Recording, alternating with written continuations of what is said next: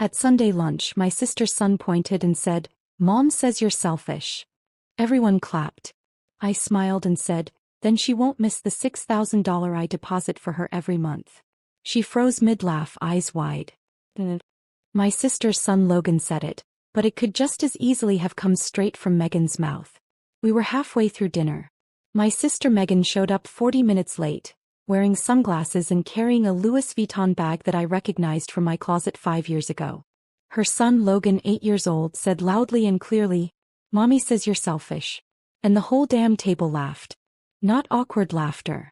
Not confused, nervous, kids say the worst things laughter. It was clapping, giggling, Travis nearly choking on his soda. Even my cousin Ethan wiped a tear from the corner of his eye. That's when I realized. It wasn't just Megan. They were talking. That moment. It wasn't some kid who blurted out something inappropriate. It was planned. Maybe not rehearsed, but it was thrown in. Rehearsed. And it all turned out the way Megan wanted it to. Everyone was enjoying the show and I was the climax. I could have played dumb. I could have laughed along and said something like, "Oh kids," and let it go like I usually do. But something inside me snapped. I put down my fork. I looked straight at Megan, then at Logan. I smiled. Then she won't miss the $6,000 I deposit into her account every month. The laughter didn't just stop. It died down. You could feel the mood in the room shift like a power outage. Travis looked at Megan. Mom blinked at me like she wasn't sure she heard correctly.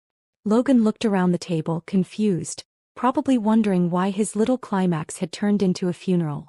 I continued. Monthly. Like clockwork. Mortgage. Utilities. Groceries. Sometimes daycare. All of this was quietly worked out because she told me they were struggling and didn't want anyone to know. "Megan, if I'm selfish, does that mean you're just forgetful? Silence. I left it at that for a moment. The only sound in the room was the ticking of that ridiculous ceramic rooster clock above the kitchen door. Megan didn't move. Her face was frozen in that strained, fake smile she always does when she's caught in a lie but doesn't yet know how deep she's been caught.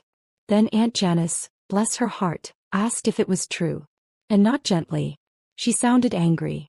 Megan muttered something about "it's complicated," and that's when Mom interrupted her and asked her outright if I was the one paying her bills. I didn't answer right away. I just reached into my bag, pulled out my phone and slid it across the table. Banking app open. Transaction history open. Megan B. $6,000 on the 1st of every month. 12 times since last October. Another $18,000 spread out over various one-time expenses. Some of them were labeled utilities. One was labeled urgent medical care. One simply said, "Don't tell Travis." No one spoke. Travis leaned back in his chair. Megan's hand twitched as if she wanted to grab the phone, but she changed her mind. Then she looked around and saw that no one else was laughing.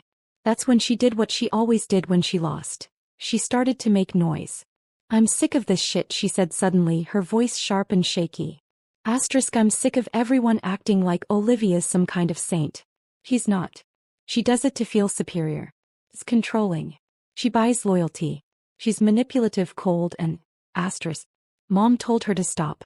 Aunt Janice told her she was embarrassing herself. Travis didn't say a word. I picked up my phone, wiped the crumbs off the screen and put it back in my bag. Then I stood up. I didn't argue. I didn't get defensive. I just thanked Mom for lunch and left. No slamming the door. No dramatic speeches. I just left. I sat in the car for a few minutes before I drove off. My hands were still.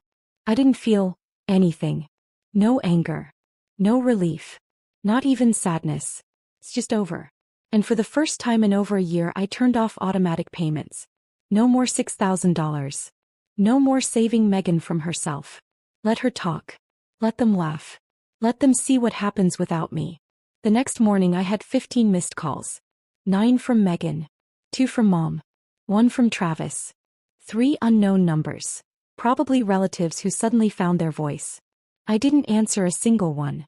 I wasn't interested in damage control.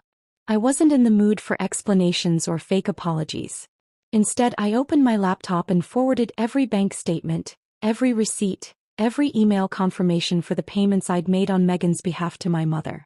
I didn't say a word in the message. No subject line. Just the documents. Let them make their own conclusions. At noon, Travis texted me. He said, "I didn't know. I'm sorry." I ignored it. I didn't believe it anyway. He knew enough to laugh. That's all I needed to know. By evening, Mom showed up at my door. Not a call first. Not even a knock. She just stood there holding a pie like that would smooth things over. I didn't let her in. I opened the door halfway and asked if she read what I sent. She nodded. Looked exhausted.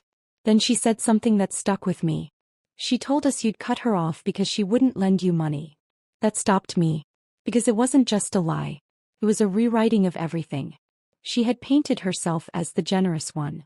Me as the greedy sister. And everyone bought it because it was easier than questioning why Megan had a Louis Vuitton bag and no income. I asked Mom if she believed her. She said she wasn't sure what to believe anymore. I told her I didn't need her to pick sides. Just not to expect me to sit quietly at the table while people clapped for my humiliation. Then I closed the door. 2 days passed. The silence was louder than anything Megan had ever said to my face. Then on Wednesday the real fallout began. First, my cousin Lily posted something vague on Facebook about people pretending to be saints with their money while poisoning the family. The comments section turned into a battlefield. People taking sides. Screenshots flying.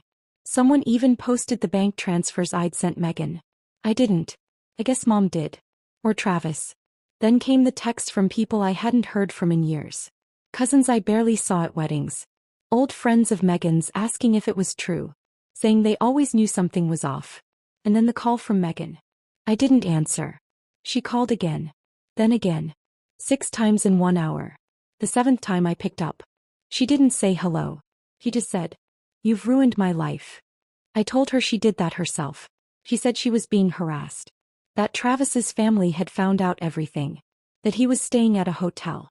That Logan had started asking questions about why people were saying his mom was a liar. And then the real reason she called. I need you to fix this. Not apologize. Not explain. Fix it. As if I was still the same Olivia she could lean on. The Olivia who quietly solved her problems behind the scenes while she trashed me to anyone who'd listen. I told her she needed to figure it out on her own now. She screamed something into the phone. I didn't catch it all. Just the words ungrateful, family, and you think you're so perfect. I hung up. And for the first time in years I felt free. I'd carried Megan like dead weight for so long, I forgot what it felt like to walk on my own. But she wasn't done. Not even close. I should have known she wouldn't let it go. Megan's not the type to retreat quietly. When she loses control, she doesn't regroup, she escalates. That Friday I was sitting at my desk at work when the HR director knocked on my office door and asked if I had a moment. That alone sent a chill down my spine. I work in corporate finance. If HR shows up out of nowhere, it's never good news. I followed her down the hall, trying to stay calm, running every recent email in my head. But when I walked into the small conference room, I stopped cold. Sitting there, arms crossed, was Megan. She was flushed, eyes red, with a stack of papers on the table. Before I could say a word, she looked straight at the HR director and said, "This is her. She's been embezzling family funds for over a year." I almost laughed. I didn't. But I almost did. The HR director turned to me like she was waiting for a response. I sat down slowly and asked what the hell was going on. Megan pulled out printed screenshots of our personal bank transfers. Not company accounts. Personal transactions between my bank and hers.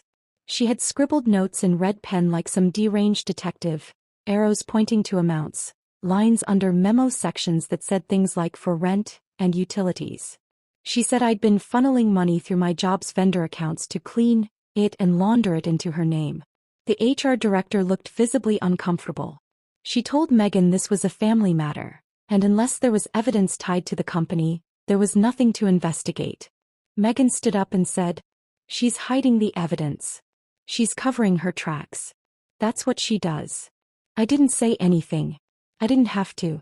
She was unraveling right there in front of a professional third party. Security was called. They escorted her out of the building while she shouted about how I destroyed her family and ruined her reputation and how I was going to regret humiliating her. I sat there for a long time after she was gone. The HR director didn't say much, just asked if I needed a moment. I told her I was fine. I wasn't. Later that night, I found out Megan had posted a 10-minute video to Facebook. A full-blown meltdown filmed from her car, parked in some empty lot. She was crying, mascara smeared, talking about how she was being betrayed by the one person who was supposed to protect her. She said I manipulated her into taking money she didn't want. That I dangled money over her head to make her feel small. That I turned her child against her. That I was jealous of her because she had a family and I didn't. She ended it by saying, "If anything happens to me, Olivia did it." That video got over 20,000 views in 48 hours. It got shared by old high school classmates, some distant relatives. Even a couple of people from work found it. That weekend I turned off my phone. I sat in my apartment with the blinds drawn and tried to make sense of what was happening. I kept replaying it. All of it. The dinners. The calls. The emergencies. The time she cried in my arms after Logan got sick. All of it felt like it had been erased with one swipe of her madness. And then Monday morning I got a call. Not from Megan. Not from Mom. From Child Protective Services. They'd received an anonymous report that Megan's child was being neglected. The caller said she was unstable, possibly on substances, and emotionally abusive. They wanted to speak to me. Not as a suspect. As a reference. The CPS agent was polite, professional, and surprisingly calm for someone about to throw a grenade into an already burning house. She asked if I had a few minutes to talk. I said yes, knowing exactly what this was. I asked if I could guess who made the call. She didn't confirm or deny, but I could tell she knew I knew. She said a report had come in about Megan being unfit, erratic behavior, unstable home, possibly under the influence in front of Logan. The caller hadn't given their name, but they had mentioned me. Said I might have insight into Megan's parenting. That was the moment I felt the line snap. The one I hadn't even realized I'd been holding on to. Because say what you want about Megan, she's a liar, a leech, a manipulator. But she's always loved Logan. And Logan is innocent. He's the only reason I kept helping her as long as I did. So no, I didn't tell them what Megan wanted me to. I didn't go on some crusade to destroy her. But I didn't lie either. I told them the truth. That Megan had been under serious emotional stress. That her husband had recently left. That she'd been the subject of online harassment. Of her own making. That I'd helped her financially for over a year and that I'd only recently cut ties. I told them Logan always seemed healthy, fed, safe and loved. But I also said I hadn't been inside their home in months and couldn't speak to what went on behind closed doors now. The agent thanked me and said they'd follow up if needed. I knew what that meant.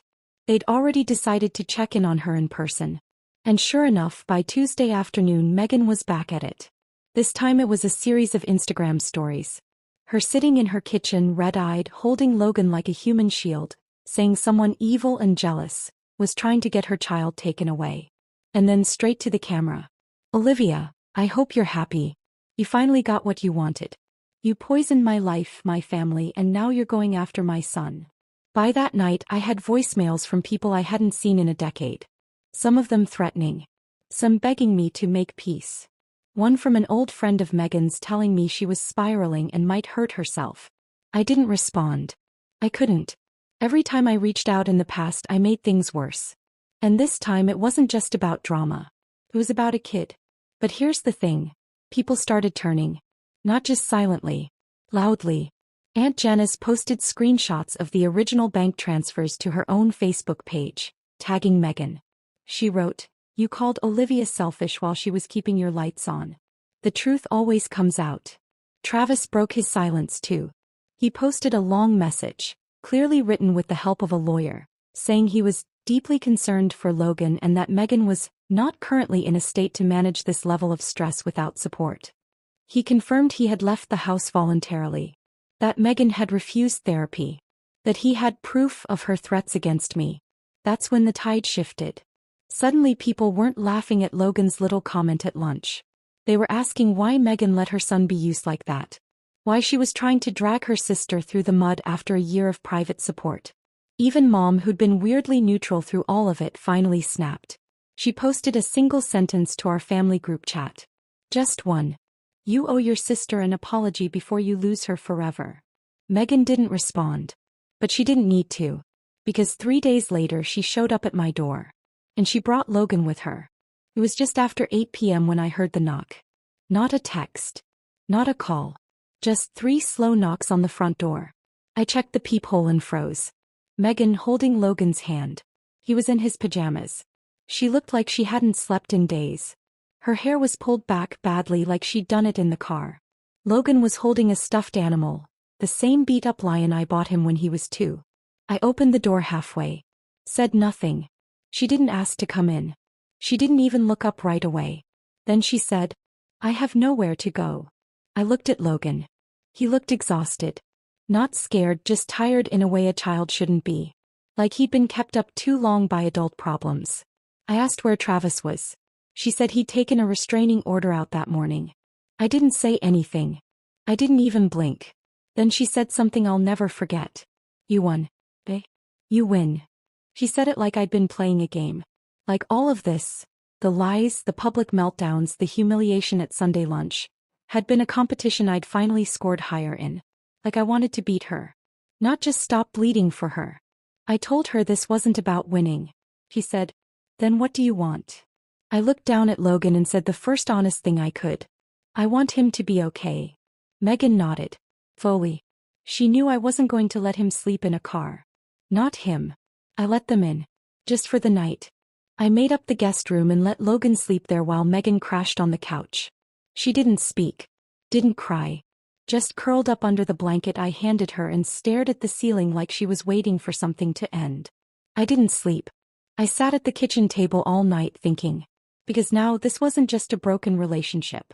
It wasn't about Facebook videos or bank statements or family lunches. It was about a kid. A scared, tired little boy who didn't choose any of this. In the morning, Megan was quiet. She poured coffee but didn't drink it. I handed her a piece of paper. A printed list of 3 women's shelters nearby, and 1 private clinic that handled inpatient care for mental health and addiction. She looked at it, didn't touch it, then said, "You want me out?" I told her I wanted her to get help. Real help. Not another Band-Aid. Not another secret check. I told her she couldn't stay with me. Not this time. I wasn't going to carry her anymore. But I would help her find a place to land, if she was willing to actually work on herself. She asked what would happen to Logan. I said that was up to her. And CPS. And Travis. But not me. Not anymore. Megan left 2 hours later with Logan and didn't say goodbye. Just walked out, list in hand. Later that night Travis called. Told me she had shown up at his hotel. Said she handed him the list I gave her. No yelling. No scene. Just handed it to him and said, "I need to go somewhere for a while." She checked herself into the clinic the next morning. I didn't tell anyone. Not Mom. Not Aunt Janice.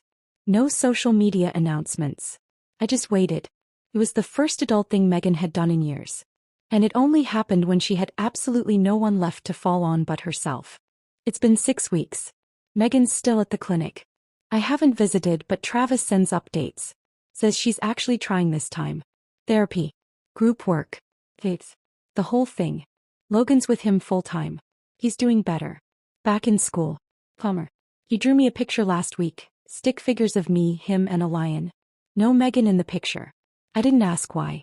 Mom finally stopped pushing for reconciliation. She brings over food sometimes but doesn't mention Megan anymore. We sit in silence a lot and for once it's not awkward. It's peaceful. Last night I got a letter in the mail. Handwritten. No return address but I knew the handwriting. He said, "I'm sorry. For all of it. If you never speak to me again I'll understand. Thank you for saving my son from me." That's it. No promises. No explanations. No begging. I folded the letter and put it in a drawer. I'm not ready to write back. I might never be. But for the first time in years I believe she might actually change. Not for me. Not for appearances. For Logan. And that's enough.